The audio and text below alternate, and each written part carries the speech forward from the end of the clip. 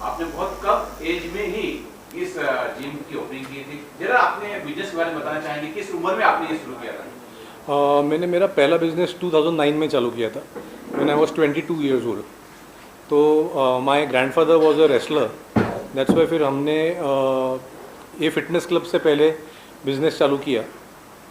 My father is a chartered accountant, so business was new for अस।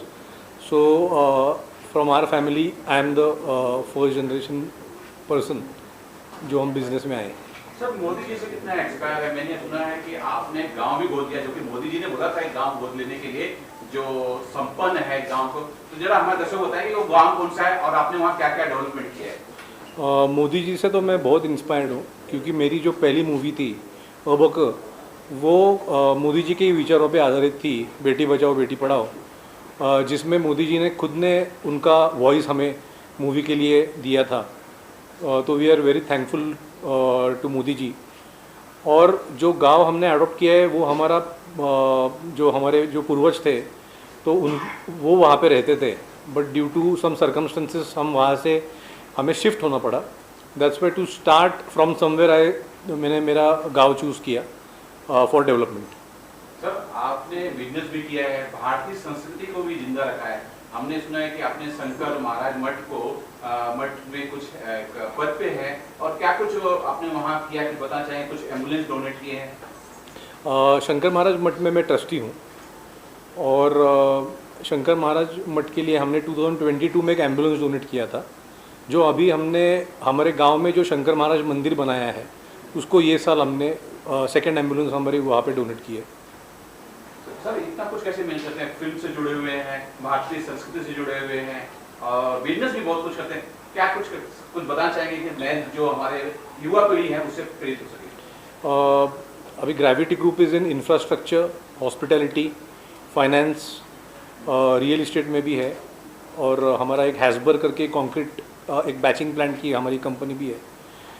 तो मैं ये generation को सिर्फ यही बताना चाहूँगा कि जो भी आप काम करोगे उसको आप पूरी लगन से और मेहनत से कीजिए, तो आपको 150% उसमें सक्सेस मिलेगा।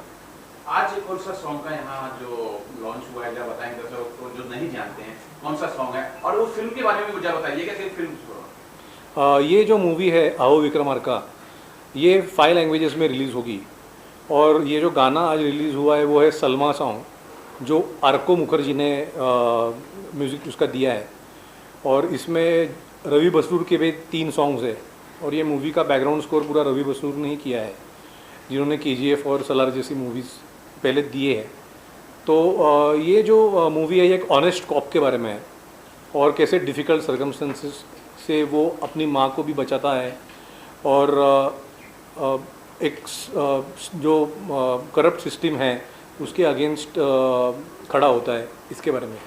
सर, ऐसा क्या रीजन था कि जब देव सर, पहले तो ये जानना चाहूँगा देव सर के साथ कैसा बॉन्डिंग शेयर करते हैं, और क्या एक खास रीजन था जो इस फिल्म से आप जुड़ गए? Dev is a very hard working person, उसको मैं कई सालों से जानता हूँ, और बट इन्होंने जब मेरे पास में स्क्रिप्ट लाई तो मुझे बहुत पसंद आई स्क्रिप्ट, तो और he is like my younger brother.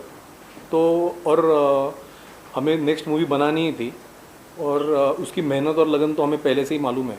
That's why we supported him and we jointly did this project. Sir, हमने आज देखा कि आप ये जो गाना है आपकी माँ ने इसे लॉन्च किया है, क्या एक बहुत बड़ा रीजन है कि ये जो फिल्म है एक माँ को समर्पित है? हमारी लाइफ में सबसे इम्पोर्टेंट रोल अगर कोई प्ले करता है तो वो हमारे माँ बाप रोल प्ले करते हैं। तो हमें जो हमारी माँ है उसको सभी प्यार करते हैं, बट उसके हाथ से इनॉग्रेशन करना मतलब it is a respect, because every woman needs respect, she needs to be respected by the society. तो ये हमने एक रिस्पेक्ट इससे दिखाया है अपनी माँ के प्रति।